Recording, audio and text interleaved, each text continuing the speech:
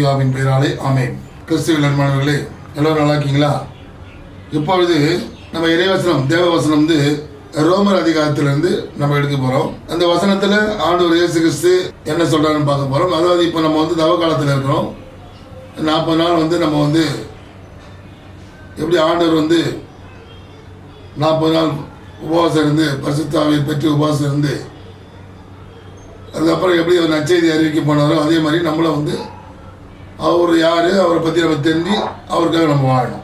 ரோமர் அதிகாரம் 3 இறைவசனம் 25 ரத்தம் சிந்தி மனிதனுடைய பாவ கழுவாய் ஆகுமாறு இயேசுவை கடவுள் நியமித்தார். அவர் நம்பிக்கை கொள்வோருக்கே அவ்வாறு செய்தார். கடவுள் கடந்த காலத்தில் மனிதர் செய்த பாவங்களை கண்டு கொள்ளாமல் விட்டுவிட்டார். இவ்வாறு மனிதரை தமக்கு ஏற்புடையராக்கும் முறையை அவர் காட்டினார். அதாவது இந்த வசனத்தில் ஆண்டவர் இயேசு கிறிஸ்து இஸ்ரவேல் தேவன் என்ன சொல்றாருன்னா, நம்முடைய முன்னோர்கள் செய்த பாவம், நம்முடைய பாவம் எல்லாமே வந்து ஆண்டவர் இயேசு கிறிஸ்து வந்து தூய பலியாக தன் ரத்தத்தை கொடுத்து நம்மளை மீட்டிருக்கார். அவர் தான் மீட்பர். அதற்காக தான் இஸ்ரவேல் தேவன் வந்து ஆண்டவர் இயேசுவை வந்து நமக்கு கொடுத்திருக்கார்.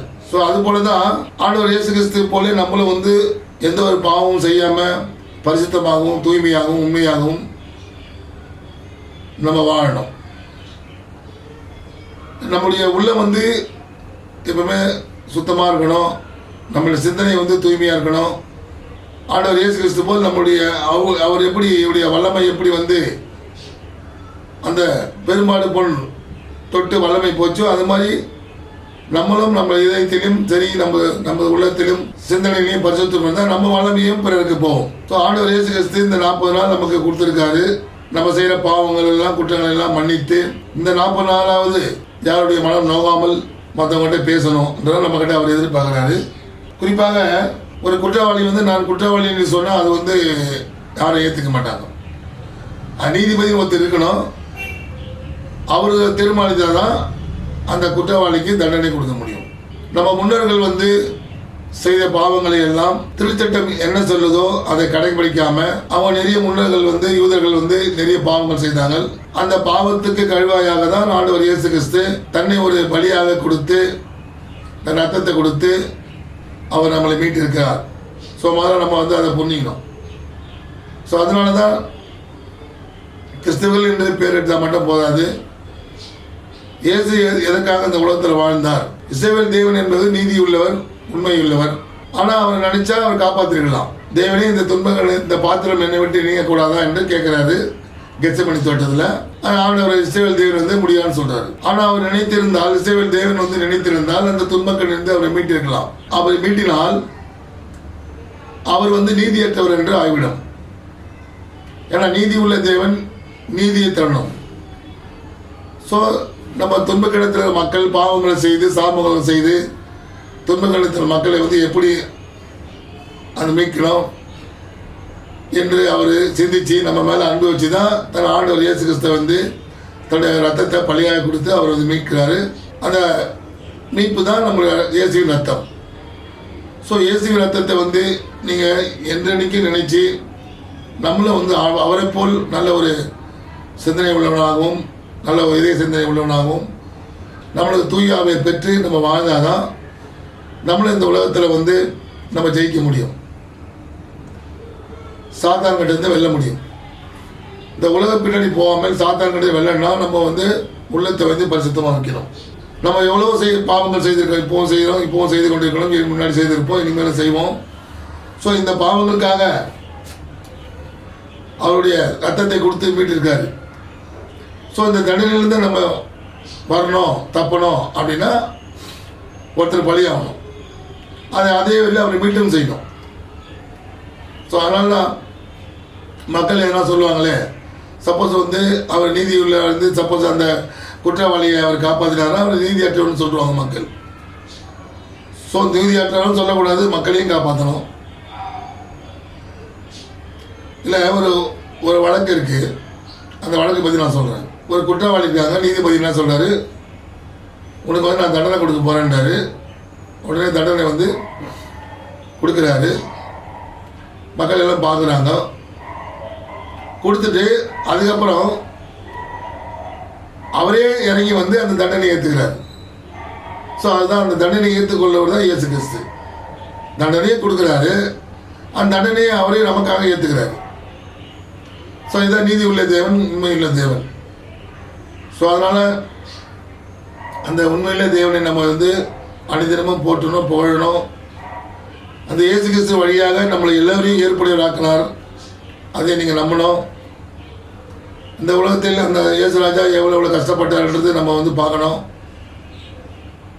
நம்ம எப்போ வந்து ஞானஸ்தானம் எடுத்தோமோ அப்போவே நம்ம பாவங்கள் வந்து அவரோடு மறித்து சிலுவையில் அறையப்பட்டுச்சு. இயேசுவை நம்புங்க, அவரை ஏற்றுக்கொள்ளுங்க, பாவத்திலிருந்து நீங்கள் தப்பிப்பீங்க. அவர் பரிசுத்தமாக உங்களுக்கு வாய்ப்பு தராரு. அதனால் நம்ம என்னைக்கு ஞானஸ்தானம் பெற்றும் ஒவ்வொரு மக்களும் என்னைக்கு ரட்சிக்கப்பட்டோமோ அன்றைக்கி நம்முடைய பாவங்கள் முன்னோர்கள் செய்த பாவங்கள், நம்ம செய்த பாவங்கள் எல்லாம் அவரோடு பொழிந்து நம்மளும் புதிய மொழி தான் வரும். ஸோ நம்மளும் புதிய மொழியாக வந்துட்டோம். அவர் பிள்ளையாக ஆகிட்ட பிறகு அவருக்கு ஏற்புடைய பிள்ளையாக ஆகிட்ட பிறகு நம்ம வந்து மறுபடியும் வந்து பாவம் செய்து அது முறையா. அதனால் கிறிஸ்துவில் அருமையானவர்களே, கிறிஸ்துவ பிள்ளைகளே, நீங்கள் எப்போதும் இயேசுக்காக வாழுங்கள். அவர் நமக்காக வாழ்ந்தார், அவர் நமக்காக மரித்தார். அவருடைய சீடத்திக்கலாம் அவர் எதுக்காக மரித்தார் என்று முதல்ல தெரிஞ்சிங்க. நாம் நல்லா இருக்கணும், நாம் நல்லா வாழணும் என்றால் தான் அவர் மரித்தார். ஸோ நமக்கு எல்லாருக்கும், கிரேக்கருக்கு, யூதருக்கு, எல்லாருக்கும், உலக மக்கள் அனைவருக்கும் அவர் ஒரு தந்தையாக, அப்பாவாக வாழ்கின்றார். இன்றைக்கு வாழ்ந்து கொண்டு தான் இருக்கிறார். ஸோ அவர் அப்பாவை ஏற்றுக்கொண்ட எல்லா பிள்ளைகளும் பாவத்தை தண்டிலிருந்து மீட்பு பெற்று பரிசுத்தமாக வாழணும் தான் அவர் எதிர்பார்க்கிறார். ஸோ ஆண்டவரை ஏற்றுக்கொள்ளுங்கள், பாவத்திலிருந்து விடுதலையாக்கி மீட்பு பெறுங்கள். கிறிஸ்தவை போல் நல்ல உள்ள சிந்தனையும் இதய சிந்தனையும் மற்றும் தூய்மையாகவும் உண்மையாகவும் நீதியாகவும் இந்த உலகத்தில் வாழுங்கள். கடவுள் நம்மள் அனைவரையும் ஆசீர்வதிப்பாராக. ஆமென். கடைசியாக 1 யோவான் 2வது அதிகாரம் 2வது வசனத்துக்கு பாருங்க. நம் பாவங்களுக்காய் கழுவாய் அவரே, நம் பாவங்களுக்கு மட்டுமல்ல அனைத்துலகின் பாவங்களுக்கு கழுவாய் அவரே. ஸோ அவர் வந்து எல்லாருக்கும் தான் பாவப்போக்கு பலியாக மரித்தார். அவர் நம்ம வாழ்வுக்காக மரித்தார், நாம் அவருக்காக வாழணும். இதை தான் நம்ம வந்து முதல்ல புரிஞ்சிக்கணும். அவருக்காக வாழணும்னா அவர் சொல்றதை நம்ம செய்யணும். அவர் என்ன சொன்னார்? அன்பாக இருந்தார், உண்மையை பேசினார், மன்னிச்சுன்னு சொன்னார், வரட்டு கர்வம், பெருமை இதெல்லாம் இருக்கக்கூடாதுன்னு சொன்னார், ஏழைகளுக்காக வாழ சொன்னார், சின்னஞ்செறிகள் செய்திகள் எண்ணிக்கை செய்திகள் சொன்னார். ஸோ அதனால் வந்து நீங்கள் ஆண்டவர் நமக்காக பலியை சிந்தினார், ரத்தத்தை கொடுத்தார், அவருக்காக நம்ம வாழணும். அதை புரிஞ்சுட்டு நீங்கள் நல்ல ஒரு சிந்தனையோடு இந்த உலகத்தில் வாழுங்க.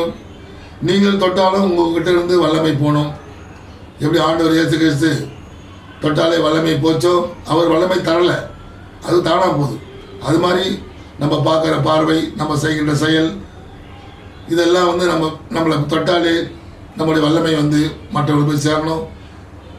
அப்பொழுதுதான் நம்மளும் ஆண்டவர் பிள்ளையாகவும் நீங்களும் ஆண்டவர் பிள்ளையாக இந்த உலகத்தை வாழ முடியும். இந்த சமுதாயத்தை ஒரு எடுத்துக்காட்டாக வாழ முடியும். ஆமென்.